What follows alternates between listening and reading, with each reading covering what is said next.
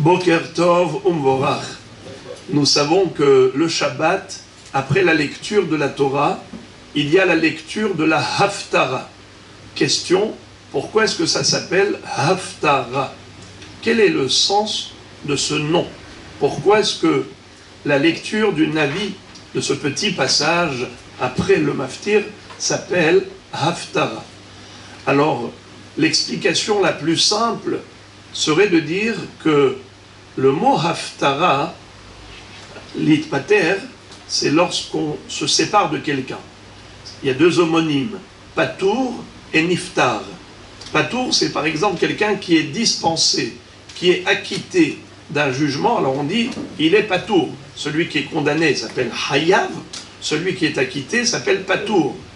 Alors, ça c'est le terme de Patour. Mais Niftar, c'est quelqu'un qui se sépare de l'autre. Par exemple, il est écrit Haniftar mehavero, celui qui prend congé de l'autre, il se sépare de lui, alors on l'appelle Niftar mehavero. D'ailleurs, les personnes qui sont décédées, on les appelle Niftar. Niftar les bet olamo. Ça veut dire qu'il s'est séparé de ce monde pour aller dans un autre monde. Donc c'est la séparation. Haftara, donc c'est ce qui va nous permettre de nous séparer de la lecture. Le maftir et la haftara, c'est la fin de la lecture, et c'est comme ça qu'on se sépare du livre de la Torah, qu'on se sépare de la lecture du Navi, haftara. Donc parce que c'est la fin. On peut expliquer comme ça. Mais il y a deux autres belles explications que le Rav Ovadia Yosef Zatzal cite. Eh bien, la première, c'est qu'il fut un temps où les Goïms avaient interdit aux Juifs d'étudier la Torah, de lire la Torah. Et par conséquent, ils ne pouvaient plus lire le Sefer Torah, mais on leur permettait de lire le Navi. Alors, les Hachamim avaient institué la lecture de 21 psukim, 21 versets. Pourquoi 21 versets de la Haftara? Parce que ça correspond à 7 fois 3. Quel est le minimum de psukim qu'il faut lire lorsque quelqu'un monte à la Torah? Le minimum de psukim, c'est 3 versets. On ne peut pas lire moins que ça. J'ai mis dans le sol.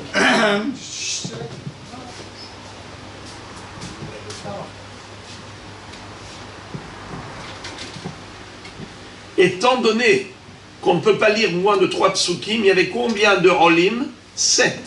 7 montées à la Torah. 3 fois 7, 21. Voilà pourquoi la Haftara doit être constituée au minimum de 21 psukim, ce qui correspond aux 7 olim dont chacun devait lire 3 psukim.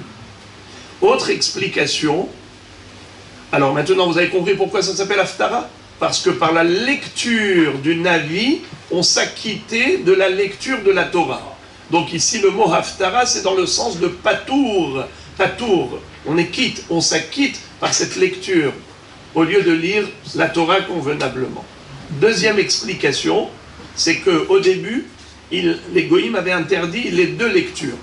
La lecture de la Torah et la lecture des prophètes aussi. Et après, on leur a dit, bon, allez, vous pouvez lire le livre des prophètes. Alors ils ont été patours. Quand on les a acquittés de cette interdiction et qu'on leur a permis de lire au moins le Navi, alors on a dit Haftara, ça veut dire on a été patour de l'interdiction.